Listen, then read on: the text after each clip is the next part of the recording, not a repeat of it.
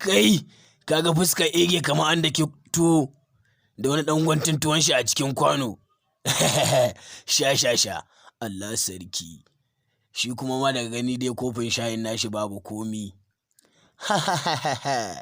Zancen iska kenan. Wai har da wani miƙo hannaye guda biyu. To za ka burge. Sha. Kai ka wuce. To dai waɗannan wasu matasa ne shahararru daga garin Bichi, wato Sani on Top TV, masu comedian. Kai, to ai ni ma na san su. To ai na suke.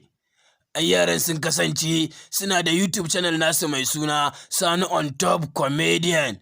To a ina zan je in same su? Ke kwantar da hankalinki.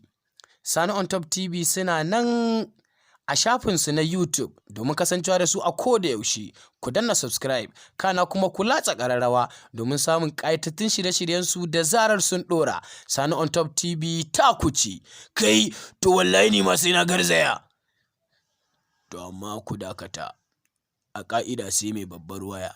Ka shiga dandalin YouTube, ka shiga ɓangaren da ake yin searching, sai ka rubuta Sani on Top Comedian.